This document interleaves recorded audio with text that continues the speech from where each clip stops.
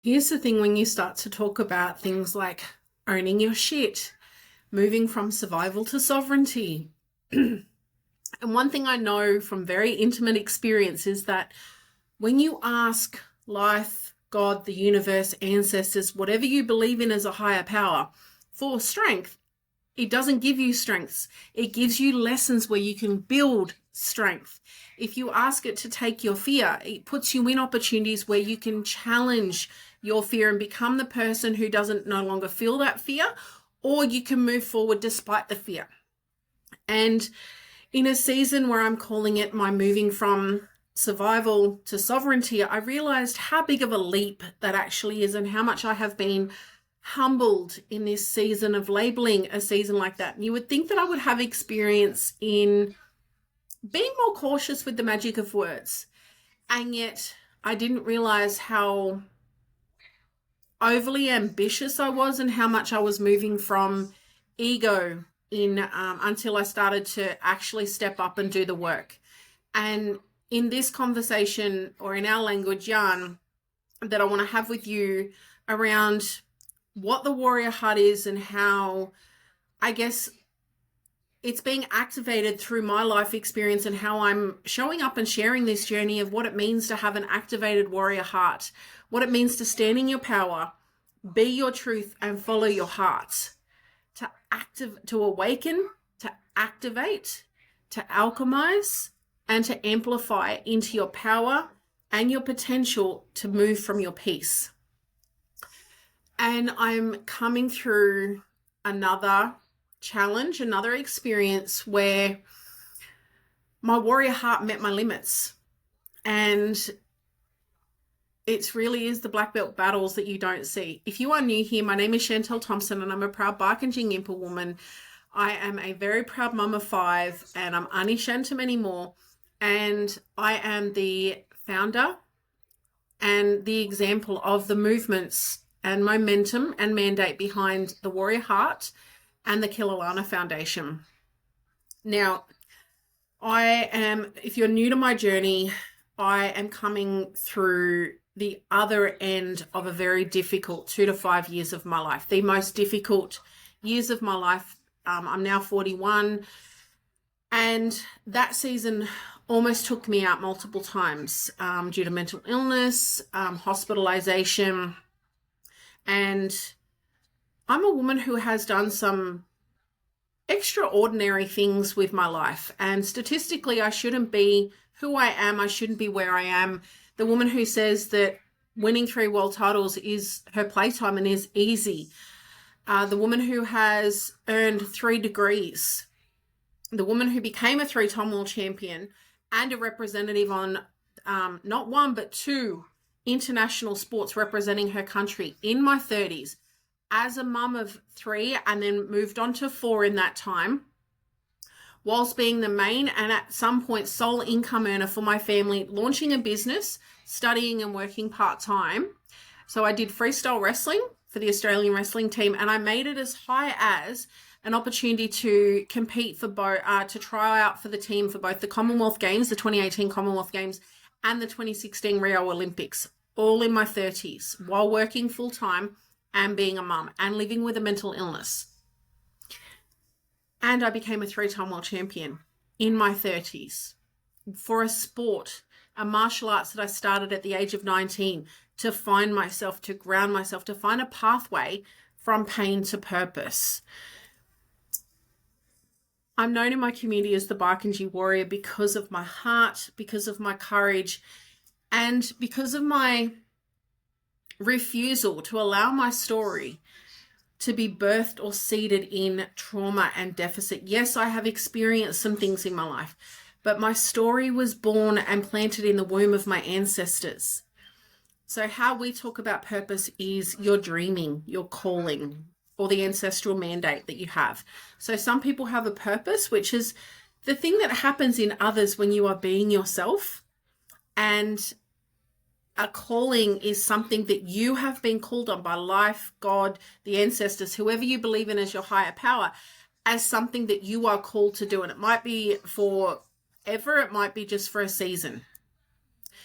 And through all of these different experiences, the last 3 months I have been working to lift my head up from the hardships that I've been through and the fights that I've been through, finally feeling like I'm safe enough and stable enough within myself to start to learn to stand up and build strength from what I've been through. So going deeper than resilience, becoming anti-fragile, becoming stronger because of what I've been through, and fortifying myself and allowing courage and conviction, commitment and consistency to be my new currency for how I move through the world.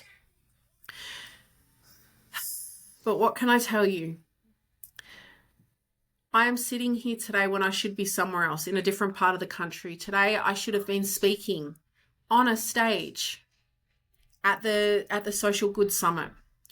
And yet, because I was moving from ego and performance-based pressure, my nervous system shut down, and I've just spent the last 4 to 5 days in absolute shutdown mode. The only thing I was able to do was get my kids to school, make sure they were fed and safe, and that was pretty much the limit of my coping mechanisms over the last 4 to 5 days. And what had happened is the 2 to 3 weeks prior to this, so when you have a season of being unwell where you are literally in crisis and chaos and survival mode, where you are fighting for yourself, you're not really living. You're not really able to address a lot of what's going on around you. And there are consequences that happen when you're not able to show up, when you're not able to function at a high level, and you're operating from executive dysfunction, ADHD, trauma, you're living in it, whatever your thing is.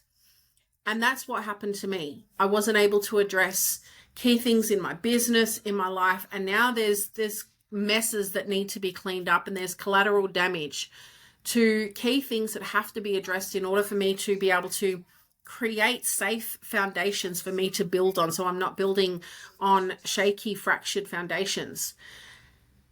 I'm 41. I have less than $11,000 Australian in my retirement fund, my superannuation here in Australia. I'm living week to week in terms of no reoccurring revenue for my business. I have 2 businesses. I have the Kilana Foundation, my nonprofit that I founded to work with Indigenous women and youth in my community. We do not currently have any funding grants. We have pending grants. We're facing a lot of political stuff. So there's so many things that I am carrying as one individual with not a very strong support network. I'm building it. And as I slowly started to address these things, both personally, professionally, culturally, internally within myself, within my home, within my businesses, I started to feel strong again. And as someone who has achieved at global levels and at very successful levels, my ego went back to who I was, to that person who could do those things. And yet I'm not her anymore. I'm a completely different person, and I've been through some stuff, and it's been around for 5 years. Like and some of these other things that I'm dealing with, and cycles and patterns that I'm trying to break, fears and trauma narratives have been around. I've been conditioned. They've been imprinted on me. They're my standard operating procedure in my brain. They're my autopilot, have been there for years, if not decades. So I have been trying to battle working with doing the work of the practical stuff of building out systems and processes in my business, automations, figuring out what does my business look like in this season, and building a business that can honor the life that I want to have, allowing me to bring in enough take-home income where I can take care of my family as a single mum of 3 dependent children at home. I'm a mum of 5. Versus also having a team. Pardon? No, can you ask one of the others, please? Because I'm busy right now. And then I'll be with you soon, and then we're going to go, okay? I just need to get this done. Lani, I will talk to you in a second. I need to get this done. See? Working from home and the joys of getting stuff done when it needs to get done. So I had this whole movement going. I was making momentum. I was addressing things, and I was feeling really, really good. And yet a lot of the stuff that I was addressing was still not, they were symptoms. They were obstacles to what I was building, Whereas what I really knew I needed to do is some of the core things I need to do is I need to declutter my home. There's 2 areas that I have been carrying around stuff for decades, and it's been weighing me down. And I was like, okay, I'll get to it and I'll just get it all done in one go. Rather than chipping away at it and breaking it down, I was just like, I kept putting it off. And then having a budget for my business, having a business plan, having a strategic plan to execute on my vision, knowing what my revenue streams are, like all the basic fundamentals of having a solid business, knowing my cash flow and all this sort of other stuff, but also building a business that is aligned, whilst also going, I need to generate income now because I have bills, things are piling up. So there was a lot of different moving parts. And I was moving from ego and performative-based measures and activities, and I was avoiding the things that I knew if I got that done, it would give me the baseline. It would ground me in a clearer vision that was built on conviction and clarity and courage.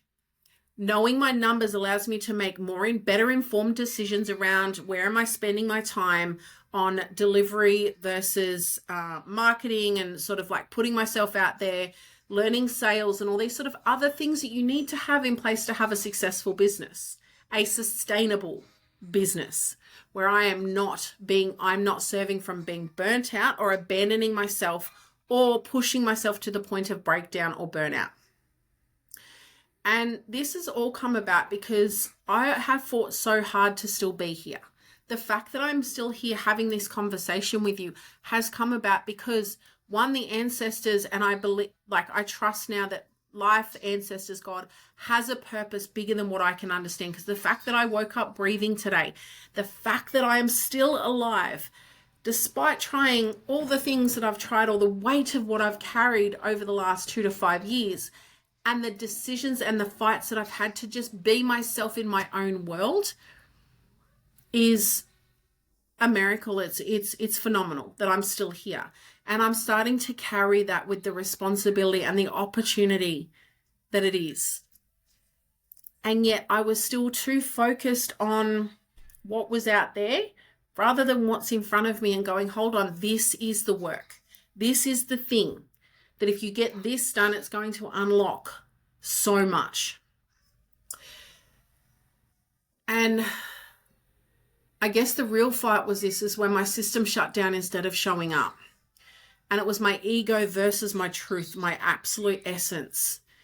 And as I said in the beginning, it was when my warrior heart met its limits, and the real black belt fights and battles that most people you wouldn't normally see.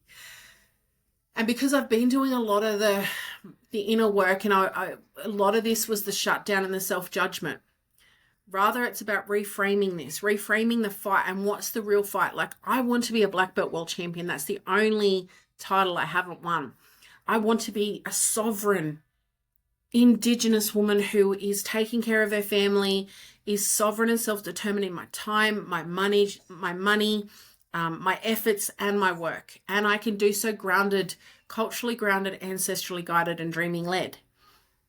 And in order to do that, I need to do the inner work of becoming the woman who can carry that dreaming.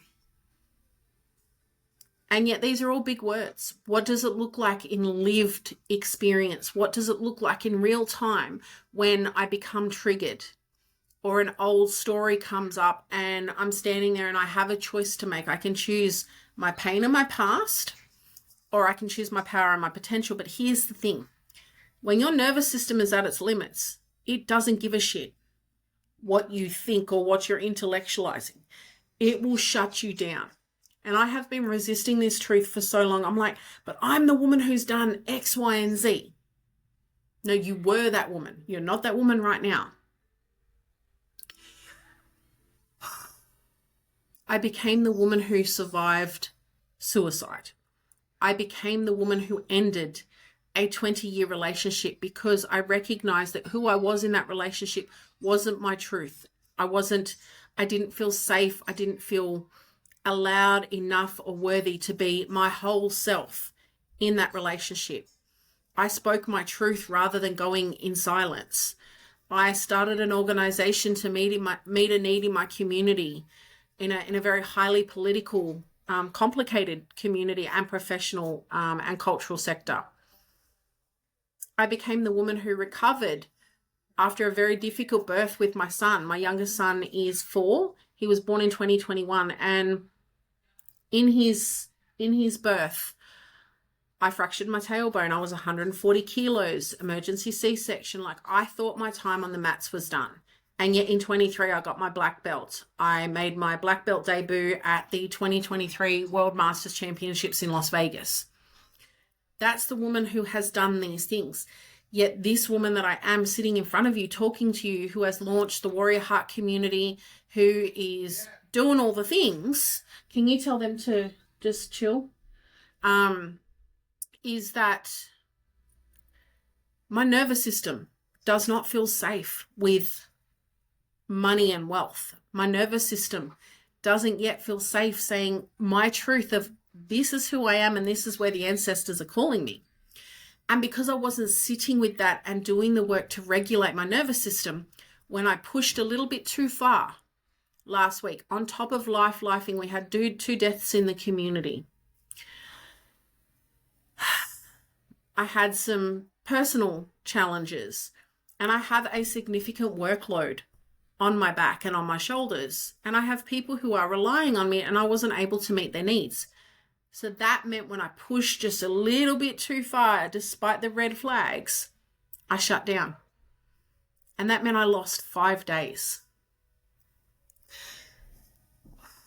And this yarn isn't about medals or victory. It's about the real fight, the one that sits inside, and that if you're facing yourself and you're really done with your own shit, or your shit is done with you, and you're done with living, leading, and loving from burnout or self-abandonment or survival mode, these are going to be the experiences that we have.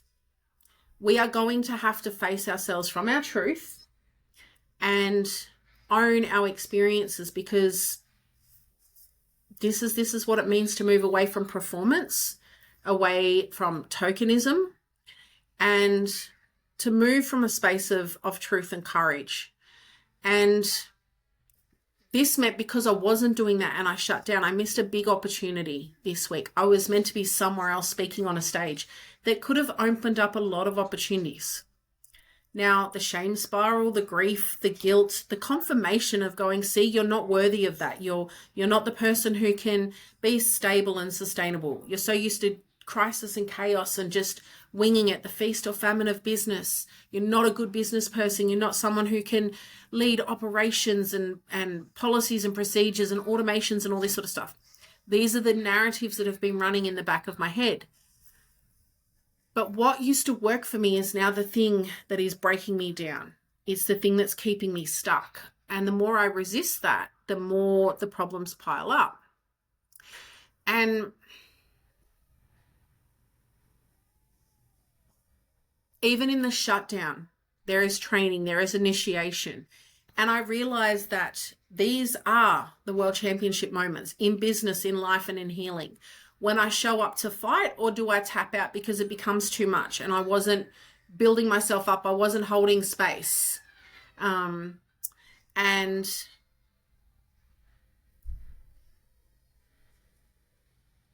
I allowed my ego and performance metrics to get in the way of the deeper work that it was going to create a legacy-based business, to create a wealth-based business that is founded in my well-being, my social and emotional well-being, an Indigenous concept for how we are holistically well and connected.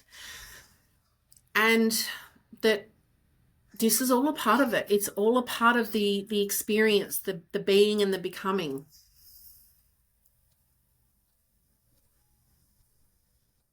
And I couldn't show up because I was trying to push myself. I kept telling myself, you've won world titles, you should be able to do this. Rather than backing off and going, okay, what I'm doing isn't working. What can I do to create safety within myself, rather than meeting ego and going, you should be able to do this. I couldn't do it for whatever reason. Something that is so straightforward, like a budget, especially with all the technology around, my nervous system shut down. It felt too big. So rather than breaking it down into something that was that felt safe and that I could do 10, 15 minutes or one task at a time, I was like, no, I'm only going to do it if I can sit down in one sitting. My nervous system went, no, we're not doing this. We shut down.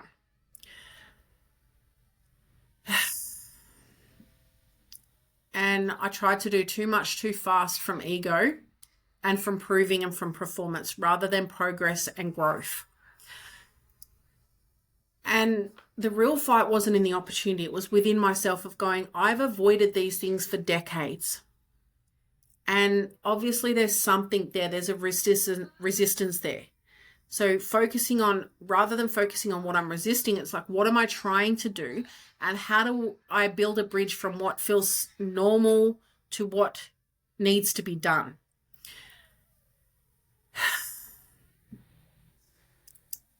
And this is what can happen when you start to create change, when you start to own your shit and you start to say, I want to become someone who is going to change their life.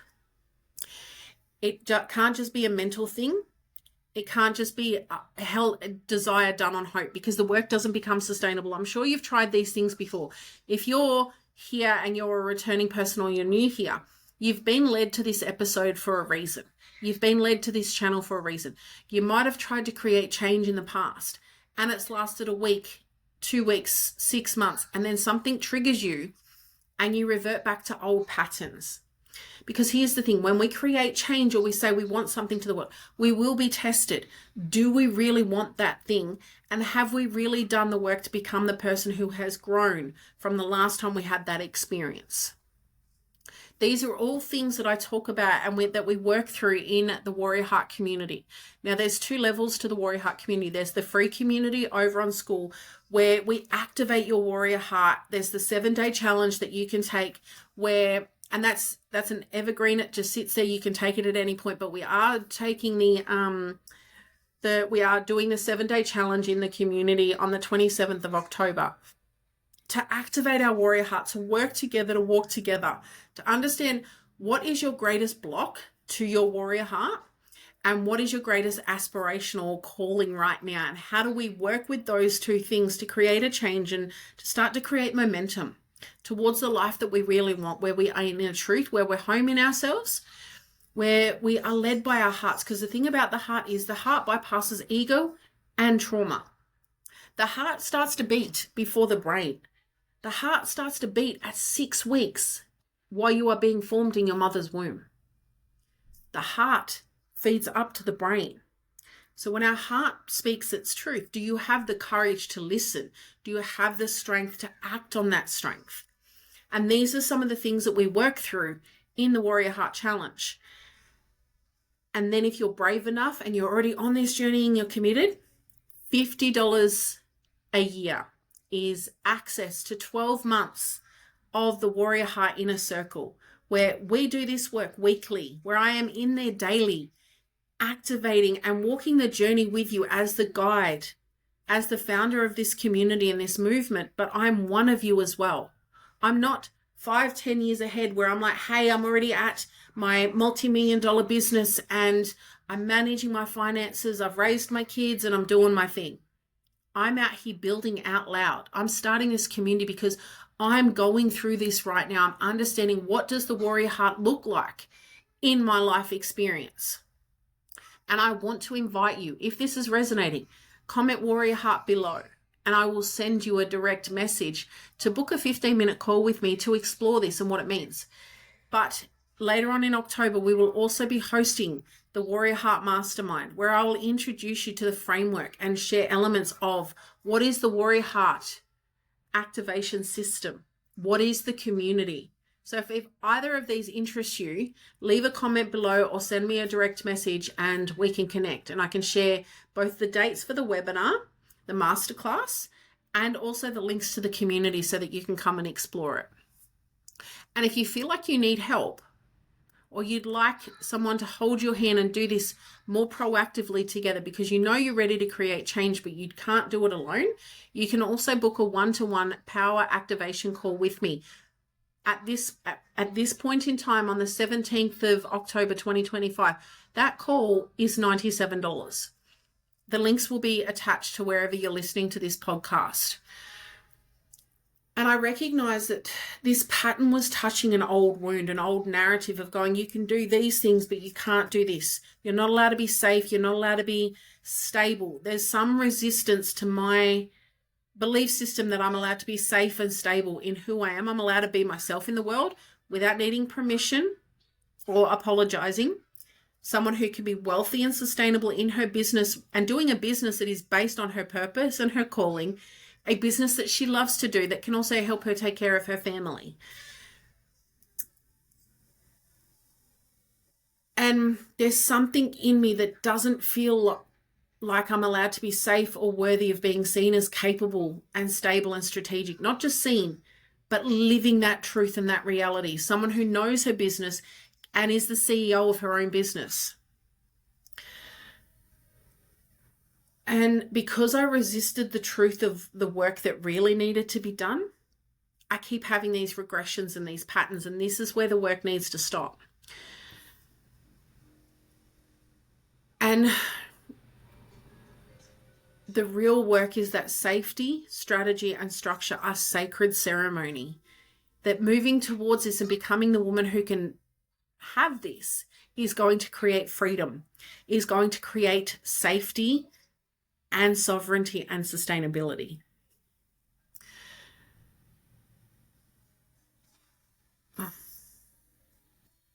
And the thing is, when I was in bed, I literally could not, my brain was like, you can do this, but I just couldn't force myself. So now I've recognized that I can't force myself through the resistance. Whatever's resistance, I need to take it down to such a micro step and action and story that there's safety in my nervous system. It's like, yep, we can do that. So I need to make sure that it's intellectually and emotionally true that I can do the thing. That my nervous system, my body, there's no resistance or discomfort in my body. There's a difference between discomfort and being unsafe. And it's taking action, but also speaking it out loud and allowing my words to be witnessed by people that I trust, of who I'm becoming, who I'm being. I am the woman who X, Y, and Z. I'm not just the thing that I'm doing, but what's the outcome? What is that leading to? What kind of lifestyle, what kind of woman am I becoming by doing that thing? And the realization that a lot of this is the arena, this is the fight. Like the world championship moments I had to tap out. I missed an opportunity that could have opened up so many doors because I was in shutdown mode. I'd allowed myself to get unsafe. I didn't meet my own needs. And then the training comes in each moment, in each opportunity, when I'm like, Fridays are the day that I record and I post. And then something else comes along and it's like, no, I got too busy. I got distracted. I'll do it tomorrow. And then it doesn't get done. And then my community go, hold on, like, where's the consistency? Where is she? There's not that building of trust. There's not that reputational brand awareness and building of alignment and community. And I realized I've been operating from ego, not the essence of my truth. I thought I was operating from my truth, but this was the lesson that I wasn't. I was still operating from ego and performance. And I was fighting with myself that I still had to do more and to prove my worth versus my essence of being myself and my truth saying slow down and rebuild trust with myself, with my purpose, with my calling in my home. And even saying that, knowing that it's true, my body's resisting it. And yet I know this is the thing that's going to set me free. And this is an opportunity. It's an invitation. It's a warrior heart initiation. Am I going to move away from performance and instead move towards being present? And this is what the lessons are. This is where my training in Jiu-Jitsu, being a black belt, comes into action in my life off the mats and away from the competition. This is the arena of my life. Am I willing to do this? Am I willing to look in the mirror and be present with who I really am through my actions, through my words? And the real work now is going to be in rebuilding self-trust with myself. And what does safety look like? What does self-respect look like? And how small can this become? So something that a mentor has suggested that I try is working in 15, 20-minute power blocks, where I time block and I task batch. So if I'm working on one thing, so Kilalana, for example, my foundation, and I'm just working on one thing for the foundation for that 15, 20 minutes. At home, if it's my budget, and just working on my budget over 3 days and going, right, this is the one thing I'm going to focus on, and going, right, okay, maybe I do 15, 20 minutes on importing my bank statements into my accounting software, booking a call with my accountant and my bookkeeper, like regulating and going, how small do I need to make the task so I can create progress? I can create safety so I'm not shutting down again. This is an example of what we work through in the Warrior Heart community. And that strategy is sacred. And how do I steward my dreaming and the mandate with integrity? Because I seen having a plan, having a budget, having structure as being restricted, as holding me down, as punishment. Discipline as punishment rather than discipline as devotion. Being disciplined is self-respect. Being disciplined creates sovereignty and freedom. Very different concepts and very different reframes. And that they become protection and preparation.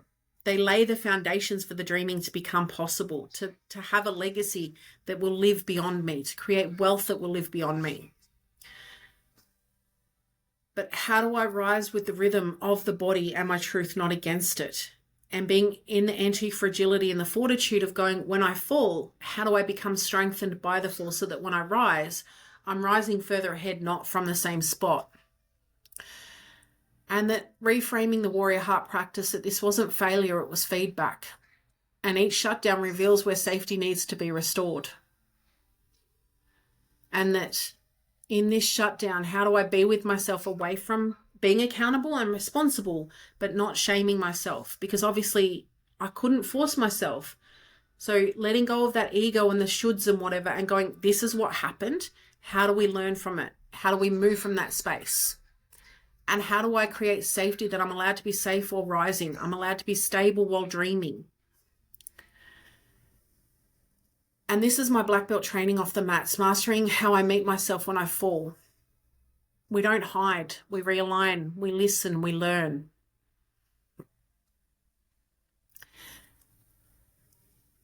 And how do I take this and integrate it and imprint and build a bridge between the person, the woman who shut down, and when we meet this lesson again, we move to it, we meet it. We don't resist it, we meet it. And we're able to progress, we're able to stretch ourselves a little bit more, but we maintain safety as our baseline. Because this is what mastery looks like, meeting our limits with love. So some questions I want you to ask yourself: where are you still performing instead of being present? What would stability look like if it was sacred, not restrictive? What would discipline look like if it was devotion? What would preparation look like and presence look like if it wasn't punishment? And how can you bring structure into your dreaming as an act of safety and sovereignty? This is the real fight, not against the real world, but within ourselves. And every time we choose essence over ego, we win another round in the arena of becoming and being. So this is the Warrior Heart experience that I had over the last week. And this is me sharing the journey with you, that as I build safety within myself, stability, I'm still in crisis and chaos in some areas, and I'm in sovereignty in other areas. This is the area: getting a budget, getting a strategy, getting a structure, getting a system in place for my home, my time, and my business. But in order for those things to become possible, I need to be safe and believe I'm worthy and allowed to have those things. If this has spoken to you or served you in some way, leave a comment, share this with someone, because it allows it to reach more people. And if you're interested and this is something that speaks to you, send me a DM, leave a comment, come and check out the Warrior Heart community over on School. And if you're ready to take this further and you're ready to move now, come and join the Warrior Heart community. $50 for the first 12 months. This is for our founding members only. And we'll be capping this at 30 people for the first 12 months because I want to work with intimacy. I want to work with community.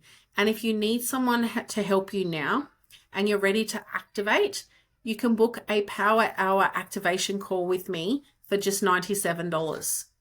And you will be heard, you will be seen, you will be held, and you will walk away with a roadmap for how you can activate your warrior heart to address a pain that is blocking you and a purpose or a calling that is activating you and calling you forward. This is Warrior Heart Yarns, and this is the season of moving from survival to sovereignty, the warrior heart in real time. This is what it means to live out loud. Big love you, mob.